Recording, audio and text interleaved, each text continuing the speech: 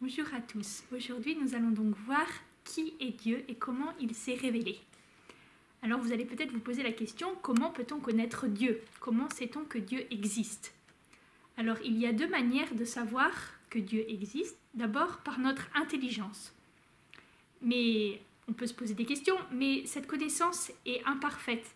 Ça veut dire qu'on ne peut pas tout savoir sur Dieu. Par exemple, si je regarde le monde, la nature, je me pose des questions et je comprends qu'il y a quelqu'un, un être très puissant, qui a dû créer ces choses. Un peu comme un mécanicien fabrique une voiture. La voiture n'arrive pas par hasard. Donc le monde est créé parce qu'on voit qu'il est très bien organisé. Donc on comprend qu'il y a quelqu'un au-dessus. Et donc ça ne peut pas être l'œuvre du hasard. Quelqu'un a mis donc des lois dans la nature. Par exemple, la graine de gland donnera un chêne, ne donnera jamais un pissenlit. Donc il y a des lois qui sont inscrites même dans les plantes. Donc ça c'est le premier mode de connaissance de Dieu par notre intelligence. Et on peut aussi connaître Dieu par la révélation. Alors qu'est-ce que ça veut dire la révélation? Eh bien ça veut dire que Dieu va se révéler à l'homme, ça veut dire qu'il va parler directement aux hommes pour se faire connaître. Alors on peut se poser une première question. À qui Dieu s'est-il fait connaître en premier? À qui a-t-il parlé? Pour répondre à cette question, il faut chercher dans un livre très ancien et très long. Ce livre, c'est la Bible, bien sûr. La Bible, c'est l'histoire des hommes avec Dieu. Donc, c'est dedans que je vais trouver la réponse à la question « À qui, à quelle personne Dieu a-t-il parlé ?» Je cherche dans le premier livre de la Bible qui s'appelle le livre de la Genèse. Et je découvre que Dieu a parlé à nos premiers parents. Vous l'avez deviné, ses premiers parents, ce sont Adam et Ève. Il leur a parlé avant leur péché d'une manière très proche, un peu comme un ami avec son ami, ou un père et une mère avec ses enfants. Dieu leur a aussi parlé après leur péché. Il leur a promis un sauveur. Ce sauveur, c'est Jésus, qui, en ces jours où nous vivons, va vivre avec nous toute sa passion à travers la liturgie. Cette passion commence demain au dimanche des Rameaux. Ensuite, Dieu a parlé à Abraham, que l'on appelle le père de la foi, car il a cru en Dieu qui lui promettait un fils. Alors on se rappellera peut-être de l'épisode, il y a 3 personnes qui sont allées voir Abraham, et donc ces 3 personnes représentent la Sainte Trinité, que vous verrez un peu plus tard. Et donc Dieu promet à Abraham un fils, et ce fils ce sera Isaac. Dieu a aussi parlé à Moïse sur le mont Sinaï pour lui dire d'aller délivrer le peuple juif esclave en Égypte. Donc depuis Adam et Ève, Dieu a parlé aux hommes, et pas seulement qu'à Abraham et Moïse, mais aussi à de nombreux prophètes. Si vous lisez la Bible, vous pourrez compléter la liste des personnes à qui Dieu a parlé. Ainsi, en parlant aux hommes, Dieu s'est fait connaître, il s'est révélé, c'est-à-dire qu'il est descendu du ciel en quelque sorte pour que nous puissions l'entendre et savoir qu'il existe. Voyons maintenant quel est le nom de Dieu. Vous allez me dire peut-être que Dieu s'appelle Dieu, et vous avez raison. Mais Dieu a aussi un autre nom qu'il a donné lui-même. Les hommes ont donné beaucoup de noms à Dieu. On l'appelle parfois le Seigneur, le bon Dieu, le Tout-Puissant, Dieu 3 fois saint, ou notre Père, etc. Mais Dieu a donné son nom à une personne qui a fait sortir le peuple juif d'Égypte et l'a conduit dans le désert jusqu'à la terre promise. C'est Moïse.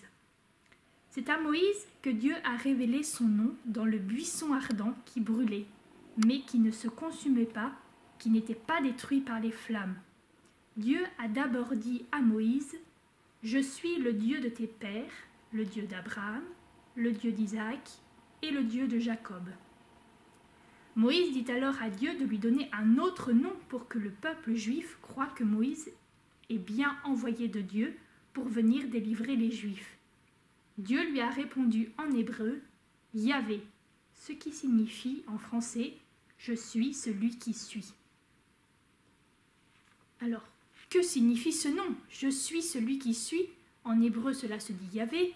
C'est un nom très mystérieux. qui montre que Dieu reste un mystère pour nous. Cela veut dire que notre intelligence est trop petite, trop limitée pour comprendre Dieu et pour comprendre donc son nom. Cependant, grâce à ce nom, on comprend que Dieu est de toute éternité. Je suis celui qui suis, il n'y a ni présent, ni passé, ni futur, il est éternellement dans le présent. Ça veut dire qu'il n'y a pas de temps en lui. Il n'y a ni début, ni fin. Il vit toujours et à jamais. On dit qu'il est éternel. Dieu est fidèle aussi. Il est resté le Dieu d'Abraham, puis d'Isaac, puis de Jacob, et il est le Dieu, bien entendu, de tous les hommes. Ce nom de Yahvé, celui qui veut dire « je suis celui qui suis », cela montre aussi que Dieu est le seul Dieu, qu'il n'y en a qu'un seul, qu'il n'y en a pas d'autre. Ce nom aussi signifie que Dieu est vérité. Cela veut dire qu'il ne peut pas se tromper, ni nous tromper, qu'il est vraiment. Cela montre aussi que Dieu est amour, qu'il aime les hommes puisqu'il leur donne son nom et qu'il veut parler avec eux. Quand on n'aime pas quelqu'un, on ne veut pas lui parler. On ne dit pas comment on s'appelle. Mais Dieu nous aime parce qu'il est notre Père. Et son amour est aussi comme celui d'une mère. Oui, Dieu nous aime, même plus que des parents qui aiment leurs enfants. Dernière question. Pourquoi Dieu a-t-il donné son nom et s'est-il révélé? Parce que tout simplement, Dieu nous aime, qu'il veut qu'on lui parle, qu'on lui rende visite et qu'on l'accueille chez nous dans notre cœur. Et nous allons maintenant parler à Dieu en priant. Nous allons dire la prière qu'il nous a apprise, le Notre Père.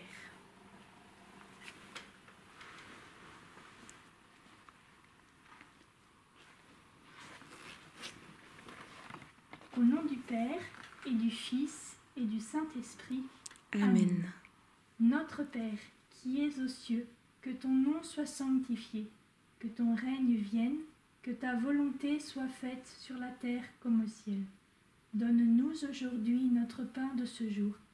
Pardonne-nous nos offenses, comme nous pardonnons aussi à ceux qui nous ont offensés, et ne nous laisse pas succomber à la tentation, mais délivre-nous du mal. Amen. Ô Saint-Enfant Jésus, nous vous donnons notre cœur tout entier. Remplissez-le de vos vertus et apprenez-nous à vous ressembler. Nous voulons suivre votre exemple de notre mieux et ainsi, avec l'aide de Marie, notre douce mère, croître en sagesse comme en âge. Notre-Dame des Neiges, Priez pour nous. Nos saints anges gardiens, Veillez sur nous. Saint Joseph, Priez pour nous. nos saints patrons, Priez pour nous. au nom du Père et du Fils et du Saint-Esprit. Amen. Amen.